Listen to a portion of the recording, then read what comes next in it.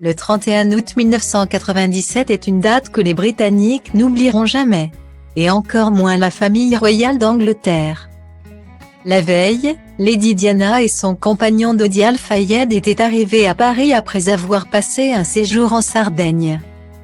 L'ex-femme du prince Charles avait hâte de retrouver ses enfants William et Harry à Londres.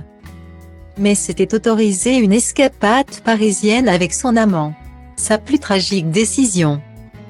À 21h50, le couple sort du Ritz et est poursuivi par les photographes. Le couple s'installe à bord d'une Mercedes, conduite par Henry Paul, tandis que Trevor Ray Jones, le garde du corps, est assis à l'avant.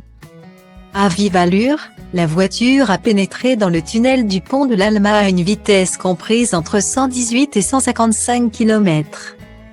Déportée sur la droite, la Mercedes a heurté le mur droit avant d'être projetée sur le 13e pilier séparant les deux voies. Vitesse de l'impact estimée 105 km. Dodi Al-Fayed et Henry Paul sont morts sur le coup. Trevor Ray Jones a survécu grâce à son airbag.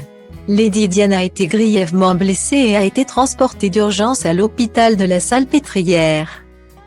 Mais l'ambulance roulait très lentement, afin de ne pas augmenter la pression artérielle de la victime. Victime d'une hémorragie interne et d'une plaie à la veine pulmonaire gauche, la princesse des cœurs est décédée à 4h25 du matin. 2 heures après son arrivée à l'hôpital. Voilà bientôt 24 ans que Lady Diana est décédée. Et il ne se passe pas une journée sans que les princes William et Harry ne pensent à leur mère.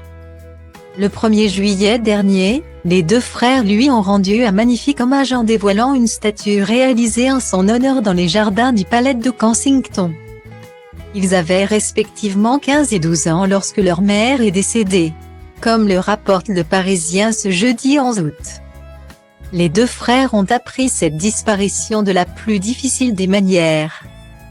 Contacté quelques instants après la mort de son ex-femme, le prince Charles a été réveillé William à 7h15 du matin, qui passait la fin de l'été au château de Balmoral en Écosse, après avoir pleuré ensemble. Le père et le fils sont allés réveiller Harry. William, toujours très protecteur, a tenu à être là pour annoncer la nouvelle à son petit frère, rapporte le média.